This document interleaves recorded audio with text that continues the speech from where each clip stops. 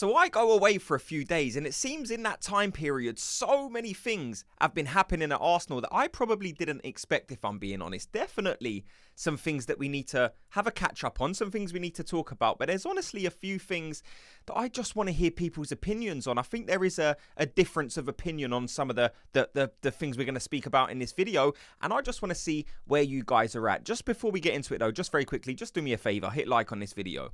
So the first place I think we have to start on is Emile Smith Rowe. We've seen him now complete his move to Fulham. £27 million initial fee, and that will rise up to £34 million. Before we get into the video, let me know your thoughts on the Emile Smith Rowe deal. Do you think this is a good deal for Arsenal?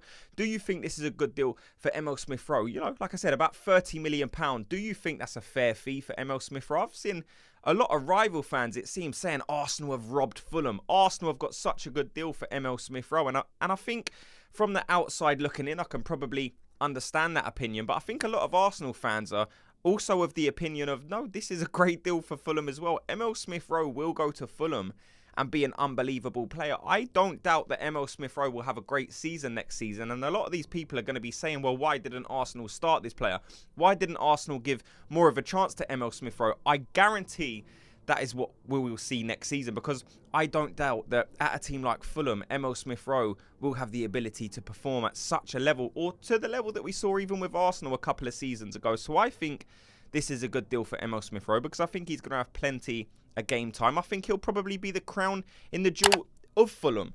We've seen they lost their star player in Paulinho, and I think Emile Smith Rowe's the perfect guy. Slightly different positions, of course, but I think he definitely can come in and offer Fulham something different. Give them a bit of dynamism in them attacking areas. We've seen Emile Smith Rowe, his ball carrying ability, his way that he can get a goal as well. I think Emile Smith Rowe to Fulham is a great deal for everyone. Would I like more of a fee? Yes, of course. You always want to sell your players for more of a fee, but you can't look at it and say it's a bad deal. You can't say Arsenal didn't get a fair price, because this is a player who hasn't featured for a couple of seasons now. So £30 million for a player who hasn't played essentially for a couple of seasons is not a bad deal whatsoever. Let me know your thoughts on Emile Smith Rowe. Are you one of the people that think Arsenal should have been given more of a chance to Emile Smith Rowe? Or do you think, you can only give a chance to players that deserve it? Emile Smith Rowe has been given a few opportunities, and although he's played well sporadically, he's had a few good games here and there, he has failed to reach the heights that he did reach a couple of seasons. So, like I said, let me know your thoughts on Emile Smith Rowe. Do you think it's a good deal? The next place I'd want to start, I'm not going to get into this in very much detail at all, because we've spoke about this player so many times when the rumours were floating about, but we've heard Calafiori has been, it's agreed Calafiori is with Arsenal. I haven't made a video since this deal was announced. Like I said, I've been away for a week, but I think it's a great deal. I think many people are expecting Calafiori to come straight into the starting 11, and this is where I want to hear your guys' thoughts. Do you think Calafiori comes straight in at left back and takes that left back position? Because I find that difficult to believe, if I'm being honest. I think he's definitely good enough to play that position. I think by the end of the season, Calafiori will be nailed down as that left back for Arsenal, but I don't think he's going to walk straight in. I think we saw at the end of last season, Arteta kind of had a vision, a project with Yuri and Timber to play him out there at left back. Now, a terrible injury happened. It was unfortunate for Yuri and Timber, because I think he really could have locked down that left side. I think that's still what we're going to see in the early part of next season. It will be interesting to see what you guys think. Do you think Calafiori comes in and starts? Are you of the opinion of, no, we've brought this player in for 35, 40 million pound, whatever it was, so he's a player that comes straight into the starting 11? Or do you believe maybe we're going to have to wait to see Calafiori earn his spot? I think there will be lots of rotation in the defence next season, if I'm being honest, because you just look at some of the defenders Arsenal have got. We've got by far and away the best defence in the league. I thought we had the best defence in the league last season, and that's without players like Yuri and Timber, without players like Calafiori. So with these guys coming in, that only adds to the strength and depth that Arsenal do have now in these defensive areas. So definitely interesting, definitely something to keep an eye on, definitely something I'm excited to see how it pans out early next season. Do we see Yuri and Timber there? Do we see Calafiori there? Or does Mikel Arteta have a different idea? Does he go with a Kivi or a Tomiyasu? I doubt that, but let me know who's going to be Arsenal's starting left back next season. And I think the last subject that we need to get on is the preseason tour. It's all said and done now over in the USA. What are your thoughts on it? We obviously saw 1 win, 1 loss, 1 draw. Usually going into preseason, I'm usually like, it doesn't really matter. Obviously, it's good to go into this season after having a great preseason, but you know, you don't always have your best players available through the whole preseason tour, and that's definitely something we saw here with Arsenal. I've seen a lot of hysteria, a lot of panic over the Liverpool game, saying, oh my God, we can't even beat Liverpool in preseason. But let's not forget, we didn't have our goalkeeper, we didn't have our full defence out, and that's where Arsenal was so strong last season. So if you're looking at that Liverpool game and coming to the conclusion that Arsenal are not going to be as good as last season, I would just say relax a little bit. Of course, you can take something from the game. You can look at it and say maybe next season's going to be slightly more difficult. I don't have that opinion. I still think Arsenal are going to have a really good season. There's nothing I've seen in pre-season that would change my opinion that Arsenal have the ability to go into next season and go on and win the thing.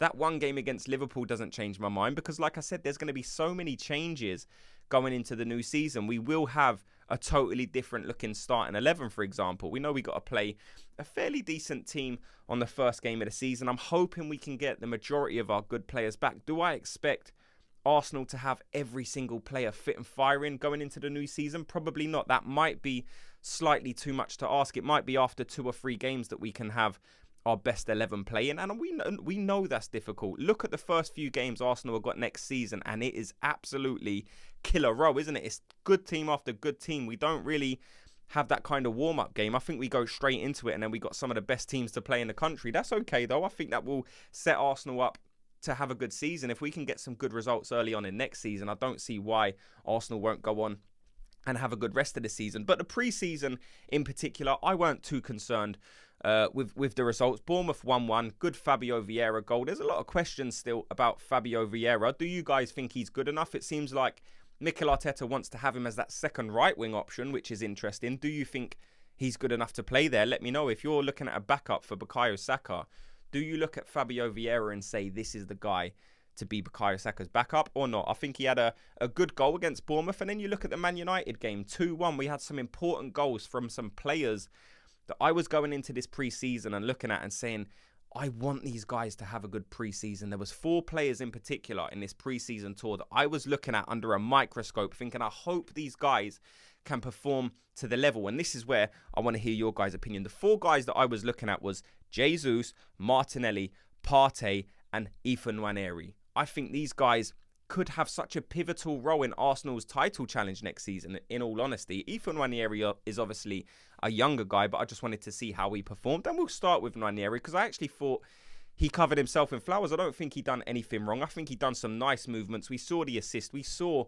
how comfortable Nwaneri is on the ball. And do you guys think Mikel Arteta should have him in the Arsenal squad next season? Do you think he's good enough to make that step up? Because like I said, I thought he looked very comfortable. I didn't think he looked out of place. So I would be excited to see Nwaneri in the Arsenal squad next season, given some opportunities. Look, you're not going to play him against Liverpool, Man City. That's understandable, but you definitely, I think, need to be playing him in some of the other games. Maybe when you're 2-3, 4-1 up, give Nwaneri a chance. There's cup games. There's going to be late substitutions that you need to make in positions that I think Nwaneri has more than enough ability to cover. So I would be interested to see Nwaneri in the squad next season. Let me know your thoughts on that. And the other 3 guys, Partey, Martinelli, Jesus, I think Jesus could have a big season. I saw there was still some frustration with Jesus in the preseason, but I definitely saw glimpses. I definitely saw reasons to be excited with Jesus. Now, does he frustrate at times? Yes, I see the frustration. I understand the frustration. Jesus, though, is so good at times. Like, his footwork is absolutely ridiculous.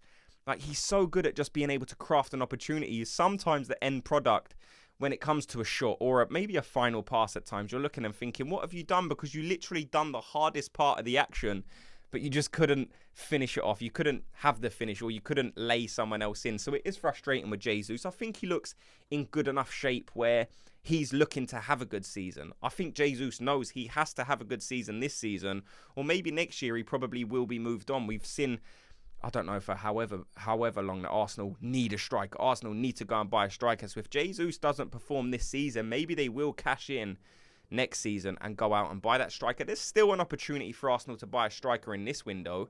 We've seen the rumours. Martinelli as well, though. What are you guys thinking of Martinelli? How do you think he looked in pre-season? Do you think Martinelli has the ability to win that left wing position back off Trossard? We saw Trossard take it off Martinelli last season. It started with Martinelli being the main choice left winger in that Arsenal team early on in the season. And then after a while, Leandro Trossard come through with some big goals, some big performances, and he took the left wing position off Martinelli. So many of you guys think Martinelli is our best left winger, but you know, last season he probably didn't perform to the level that a lot of us know he is capable of producing. I'm hoping it's going to be better next season. I'll see that goal against, was it United? That brilliant goal that he scored. I thought it was brilliant. The way he took the player on, cut inside, and then just, you know, whipped it past the goalkeeper in the bottom left corner. If we can see more of that from Gabriel Martinelli, attack your man. In terms of pace, there's not many players that can match you. In terms of just, you know, getting your head down and running, people get frustrated with it at times, but just be direct, beat your man. And Martinelli can finish. We've seen Martinelli having high goal scoring seasons, so we know Martinelli knows where the back of the net is, and I'm hoping to see a lot more of those kind of actions from Martinelli next season. And the last one was Thomas Partey, because we've been hearing for 8 weeks, Arsenal need to buy a number 6. Arsenal need to buy a new central midfielder. It looks like we're going to in Moreno. Nothing's been confirmed yet. So when we hear more on that, I'll obviously update you guys. But I was still interested to see what's going to happen with Thomas Partey, because there were rumblings in the background of maybe Thomas Partey being sold to Saudi Arabia in this summer transfer window. It doesn't seem to have materialized. It looks like he's probably going to leave on a free next season, which is maybe frustrating. Maybe a lot of people were hoping to get some kind of fee for Thomas Partey. But if Thomas Partey is going to be sold for £10 million, is it really worth it if we can get the type of performances out of Thomas Partey that we know he's capable of producing? And that's what I want to see from Thomas Partey. Did I think he had the best pre-season in the world? If I'm being honest, no. I think there were some actions that I was looking at and thinking, what are you doing? He looked slow at times. He looked very tired. But there were some moments where he finds that cutting pass that we haven't seen really from a Declan Rice, or we haven't really seen from a Jorginho as much as we see from a Thomas Partey. We know both of those guys are still capable of doing it. But in terms of those cutting long through balls that just take 3 or 4 players out of the game, I don't think there's many people in that number 6 position for Arsenal that have that ability, that have that vision from playing deep, those progressive passes. I think Thomas Partey can be so good at, but I think he needs to get his pace back. I think he needs to find his legs again. Is it just that Thomas Partey is too old now? Is it that Thomas Partey's just had too many injuries? What are your guys' opinions on it? Do you think we can get the Thomas Partey back that we've seen so many times over these past few seasons, where you look at it and say this guy is comparable to any number 6 in the Premier League? We heard the comparisons of, I don't know, Rodri to 1 or 2 seasons ago. So the player is there. He has the ability, but can he get back to that level? Let me know your thoughts. Thanks so much to everyone for watching and listening. Before you go, like I said, just do me a favor. Hit like on this video. It's free. Just hit like and subscribe, and I'll speak to you all in tomorrow's video. Gooners, have a good day.